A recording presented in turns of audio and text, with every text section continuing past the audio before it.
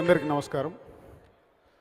నా స్పీచ్ ఇవాళ రెండు సపరేట్గా స్ప్లిట్ చేసి మాట్లాడుతున్నాను. ఇది ఫ్యామిలీకి సంబంధించింది అండ్ ఈ లైఫ్లో ఇక్కడి వరకు మేము రాగలిగామంటే కొంతమంది వ్యక్తులని మేము ఈరోజు స్మరించుకోవాల్సిన రోజు. ముందుగా మా అమ్మా నాన్నలకి,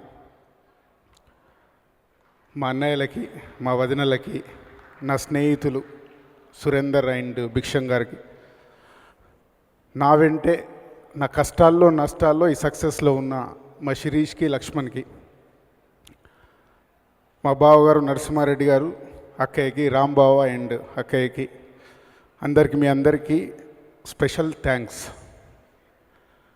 ఇందాక వంశీ అనౌన్స్ చేశాడు, అంటే ఈ శతమానం భవతి concept grandfather and grand సన్కి సంబంధించింది.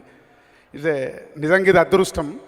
ఈ సినిమా జరుగుతున్నప్పుడే షూటింగ్లో ఉన్నప్పుడు మనమడు పుట్టాడని ఫోన్ చేశారు.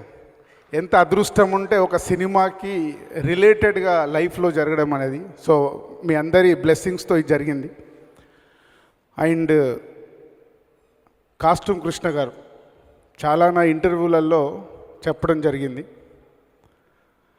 ఫెయిల్యూర్స్లో ఉన్నప్పుడు పెళ్లి పందిరి అనే సినిమా ఇచ్చాడు కాబట్టి మా ట్రావెల్ ఇక్కడ వరకు రాగలిగింది. థ్యాంక్ యూ కృష్ణ గారు, thank you very much. And Jayasudha గారు, ఏంటో మా కాంబినేషన్, వారు వచ్చి చేసిన సినిమాలన్నీ మాకు సూపర్ హిట్లే.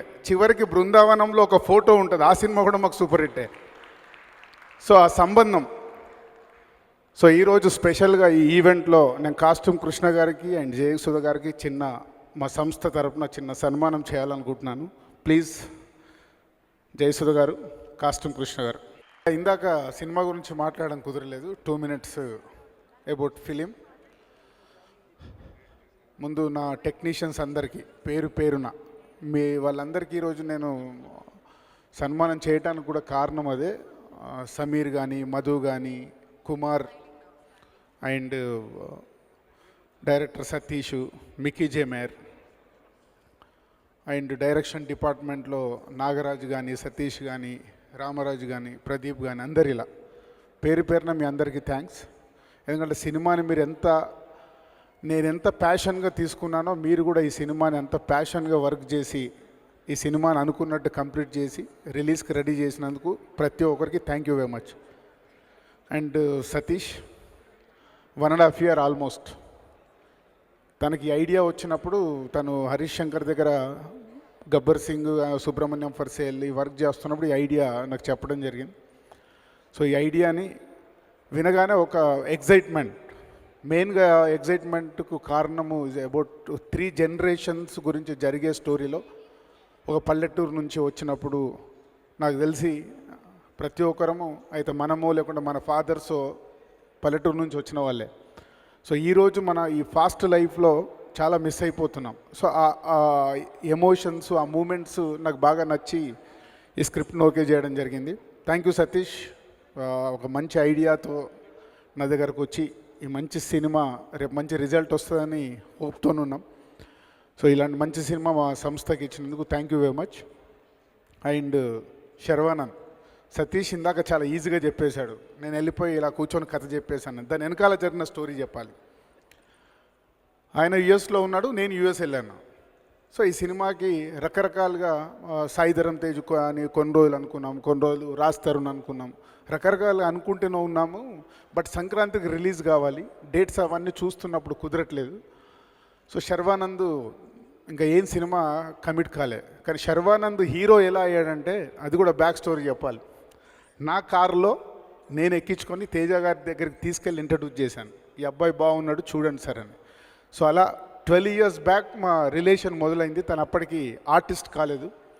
నాకు ఎక్కడో ఈ కథకి శర్వా బాగుంటాడు అనుకొని నేను యుఎస్ వెళ్ళినప్పుడు ఫోన్లో యుఎస్ నంబర్కి నేను కాల్ చేసి మాట్లాడడం జరిగింది. ఫోన్లో ఒక 15 minutes ఈ స్టోరీ చెప్పాను. అన్న బాగుంది కానీ ఫ్యామిలీ సినిమా కదా, నేను ఫుల్ కథ వింటాను అన్నాడు. ఫస్టే నాకు జారిపోయింది, నేను చెప్తే కూడా శర్వా ఫుల్ కథని ఓకే చేస్తాడు. వెరీ గుడ్ ట్రాక్లో ఉన్నాడు. దిల్ రాజు అయితే ఏంటి, సినిమా బాగుంటేనే చేద్దామని నీ confidence super Sharwa, keep it up.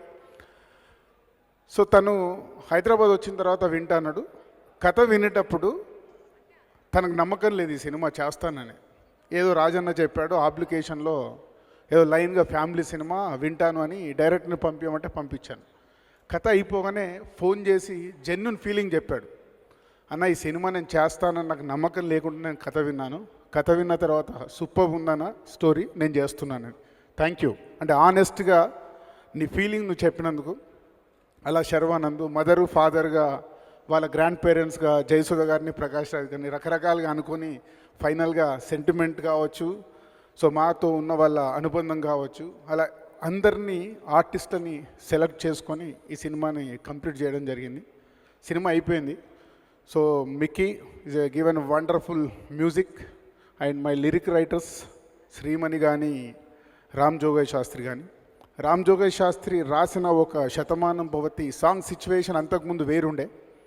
తను రాసిన తర్వాత అరే ఇది ఇలా కాదు ఇలా చేస్తే బాగుంటుందని డైరెక్టర్ నేను అనుకోవడము, ఆ సాంగ్ ఇప్పుడు క్లైమాక్స్ ముందు వచ్చేది అద్భుతమైన సాంగ్ అయింది. థ్యాంక్ యూ రామ్ జోగయ్య శాస్త్రి, నువ్వు ఇచ్చిన లిరిక్ వల్లే అక్కడ మేము సాంగ్ కాన్సెప్ట్ కూడా మార్చడం జరిగింది. Thank you very much. And మొన్నే సినిమా కంప్లీట్ అయ్యాక నా క్యాబిన్లోకి అసిస్టెంట్ డైరెక్టర్స్ వచ్చారు. సినిమా అయిపోయింది, ఆడియో ఫంక్షన్ దీని గురించి మాట్లాడమని. ఏంటి సినిమా రిపోర్టు, మన సినిమా కొత్తగా ఉందా అని అడిగా. అందులో ఒక అతను కొత్తగా ఏముంది సార్, రెగ్యులర్గానే ఉంది కదా అన్నాడు. కానీ పాయింట్ కొత్తగా ఉంది సార్ అన్నాడు. ఎస్, ఇందాక జయసుధ గారు కూడా సినిమా చూశారు కాబట్టి వారి చెప్పారు మూమెంట్స్ ఎలా ఉంటాయని. ఈ సినిమా ఏదో కొత్తది మేము తీసేసామని చెప్పట్లేదు, బట్ చాలా బ్యూటిఫుల్గా ఉంటుంది. ఎందుకంటే మనం పల్లెటూరు వదిలిపెట్టేసి వచ్చిన ప్రతి మూమెంటు, పల్లెటూరులో పుట్టి పెరిగిన ప్రతి ఒక్కరు ఒక్కసారి వెనకకెళ్తారు. వెనకకెళ్ళి మనం పల్లెటూరులో మనం చేసిన ఎంజాయ్మెంట్ ఉంటుంది. పల్లెటూరులో మనం ఫ్యామిలీస్తోని పండగప్పుడు అందరం కలిసి ఉన్న మూమెంట్స్ ఉంటాయి. ఇలాంటి బ్యూటిఫుల్ మూమెంట్స్తో ఈ సినిమా రెడీ అయింది.